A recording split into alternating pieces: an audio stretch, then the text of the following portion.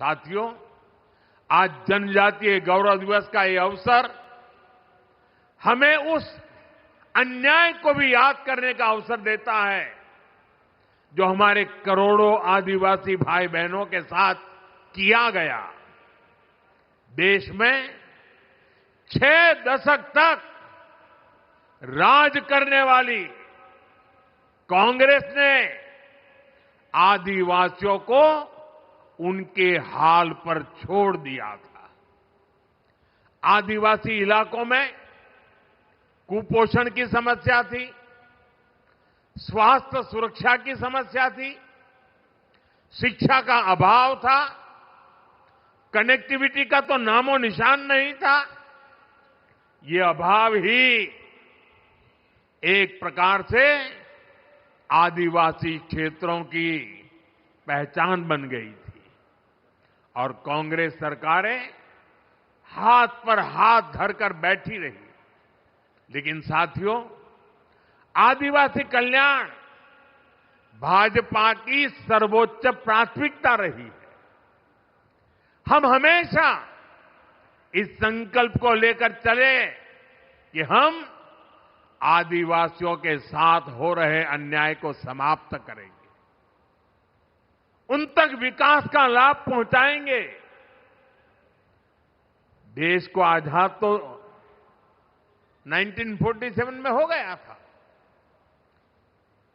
आदिवासी समाज तो भगवान राम के साथ भी जुड़ा हुआ है, इतना पुराना है। लेकिन 6 दशक तक राज करने वालों को पता ही नहीं था कि इतना बड़ा आदिवासी समाज के विकास के लिए कुछ करने की जरूरत है। साथियों, जब पहली बार अटल बिहारी वाजपेयी प्रधानमंत्री बने, भाजपा की सरकार बनी, तब देश में पहली बार जनजातीय समाज के लिए एक अलग मंत्रालय का गठन किया था। उसके पहले नहीं किया गया। लेकिन अटल जी की सरकार के बाद 10 साल जो कांग्रेस को फिर से काम करने का मौका मिला, तो उन्होंने इस मंत्रालय की उपेक्षा की, पूरी तरह भुला दिया गया।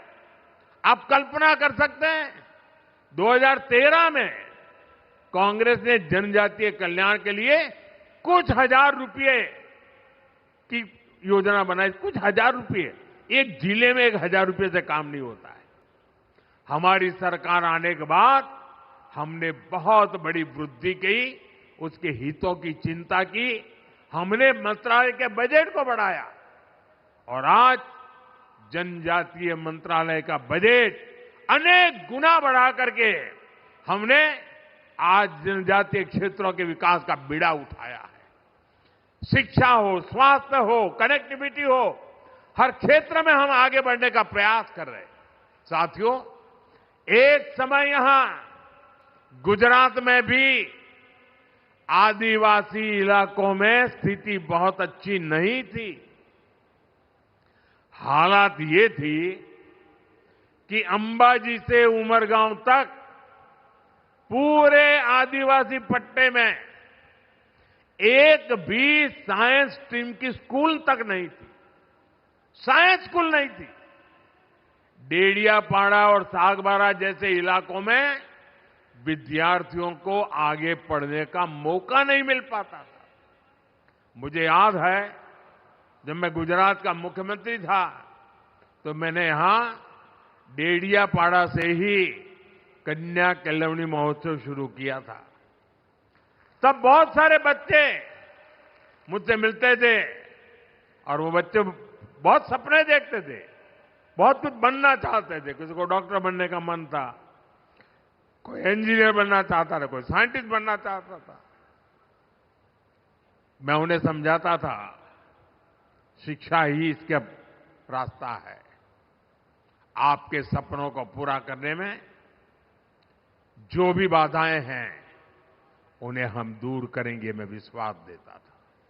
साथियों, स्थितियों में बदलाव के लिए हमने दिन रात मेहनत की।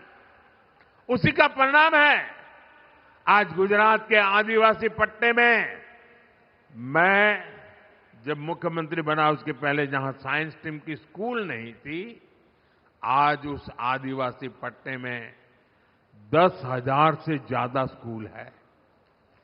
पिछले 2 दशकों में आदिवासी इलाका में 2 दर्जन साइंस कॉलेज, सिर्फ स्कूल नहीं, science college, commerce college, art college बने हैं। भाजपा सरकार ने आदिवासी बच्चों के लिए सैकड़ों हॉस्टल तैयार किए। यहां गुजरात में 2 ट्राइबल यूनिवर्सिटी भी बनवाई। ऐसे ही प्रयासों से यहां भी बड़ा बदलाव आया है।